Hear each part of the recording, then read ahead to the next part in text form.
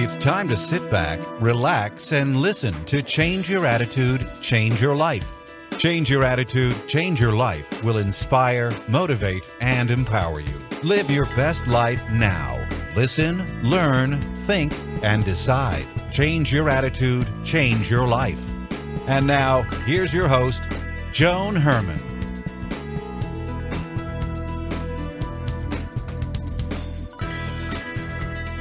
Welcome to Change Your Attitude, Change Your Life. I'm Joan Herman. Thanks for tuning in. Change Your Attitude, Change Your Life brings you interviews with some of the most inspirational and influential people in the world. It's our goal to educate and empower you so you can live your best life now. Thank you for taking time for yourself, and thank you for letting us be a part of your life. We have another great show for you today.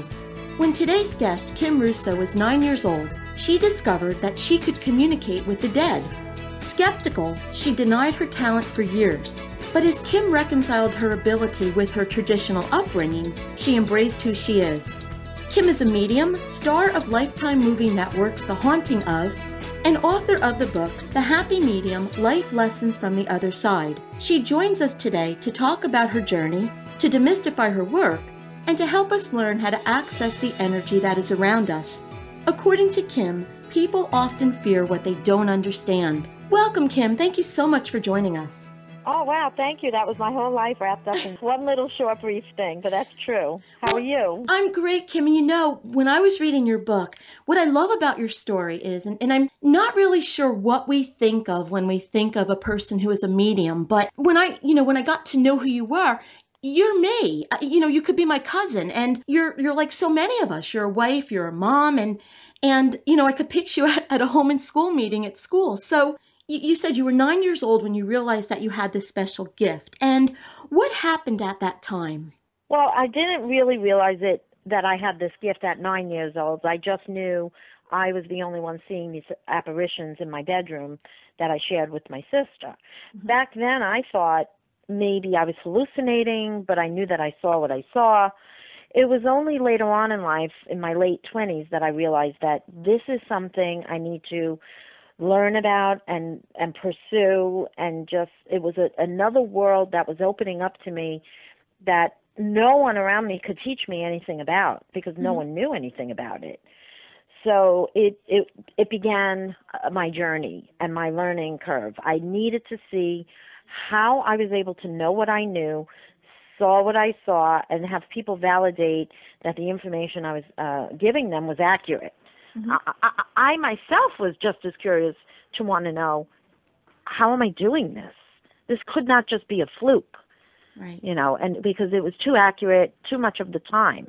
So Kim, tell us about the internal conflict that you were having, that you had to reconcile with the way you were raised. Well, I went to Catholic school as a child, mm-hmm. and then we were always, encouraged to go to church on Sundays, and then later on my mom sort of turned a little bit away from the Catholic Church and into the born-again Christian church. So we noticed as children a noticeable change in my mom, and she never forced anything on us, but we just wanted to go to this church that she was coming home singing, and had so much joy inside of her. So she encouraged us to go to one of the youth groups, and I started going to Bible study every Friday night as a child. And there wasn't a huge difference between the Catholic Church and this church, except that this church never really talked about the saints. But that was okay with me. I just was, feeling good, loving what they were preaching.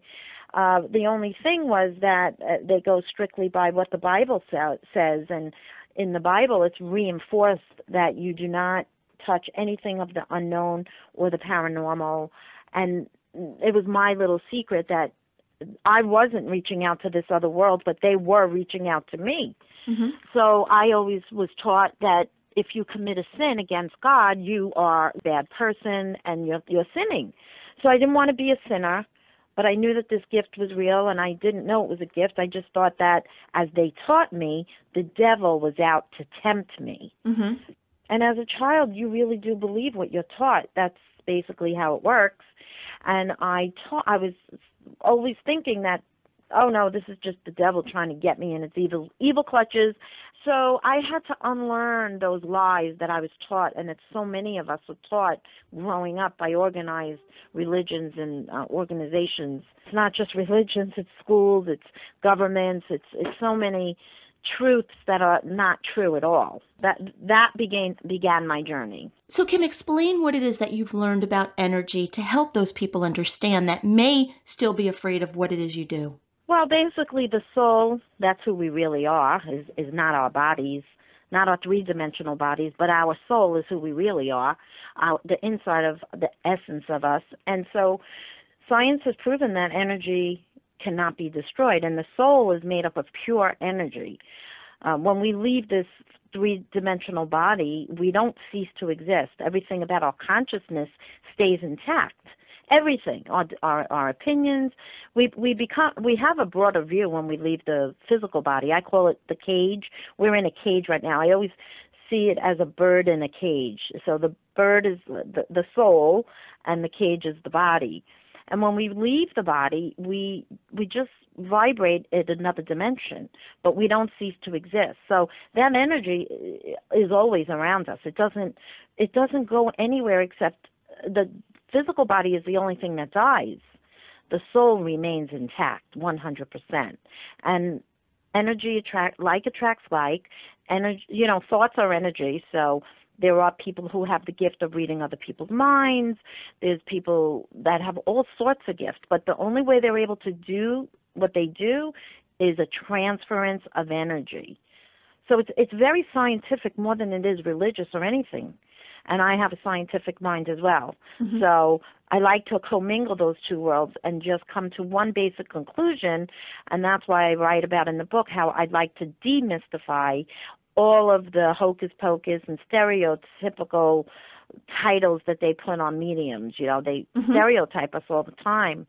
And I never wanted that for myself as well. I'm very grounded. I'm a Gemini. I have mm-hmm. a lot of Pisces in my chart, which is, feeling very deeply.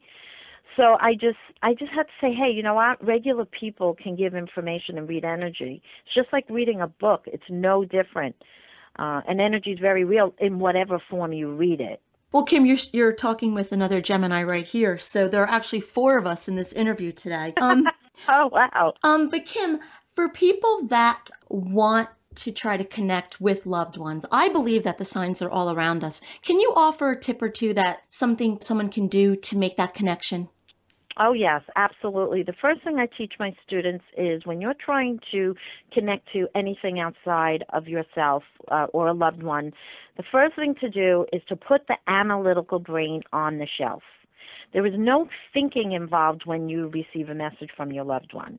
There's no analyzing or critical thinking. It's more of you have to feel the energy, and then you have to go based on how it makes you feel.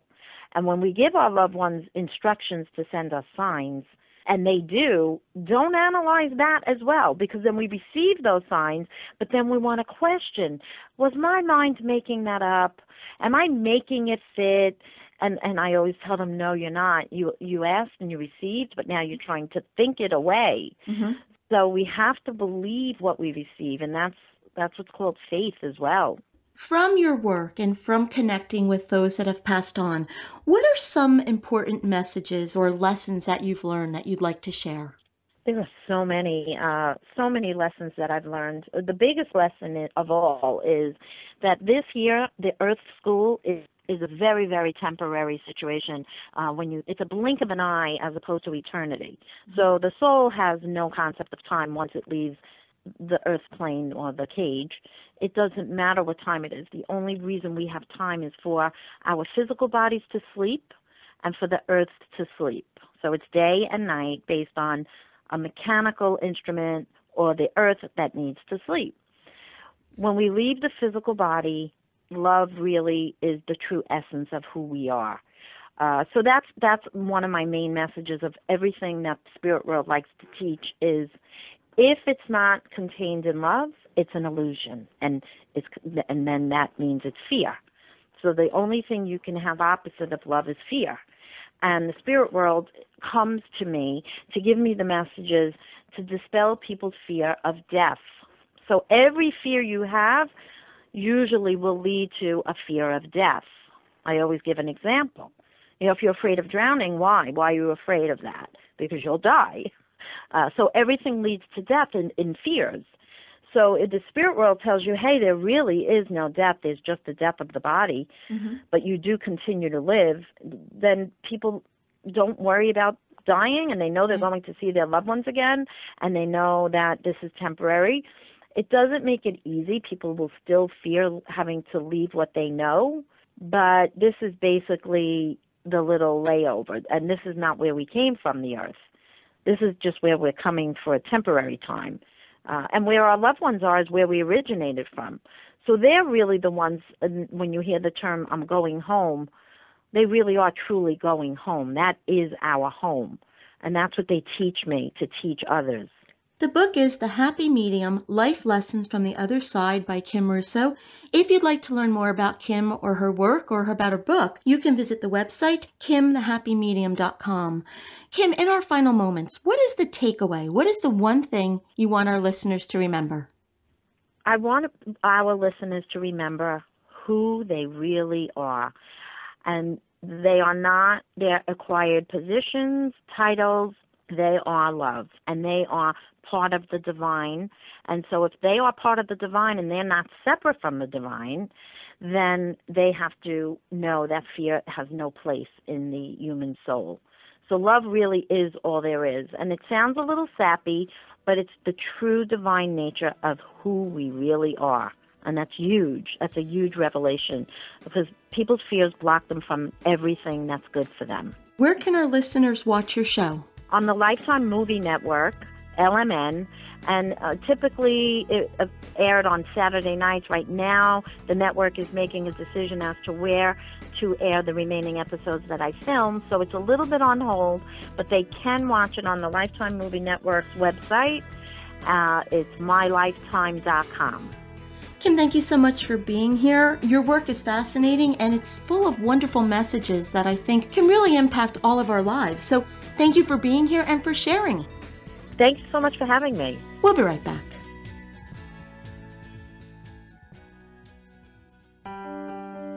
Hi, this is Joan Herman, host of Change Your Attitude, Change Your Life. Did you know that Change Your Attitude, Change Your Life has a free monthly digital magazine that can be read online or emailed to your inbox? Every month, nationally recognized leaders in their field provide information to educate, inspire, and motivate you. We believe in a holistic approach to life, incorporating mind, body, and spirit. Check out a copy of Change Your Attitude, Change Your Life 24/7. Visit cyacyl.com and be sure to tell your friends.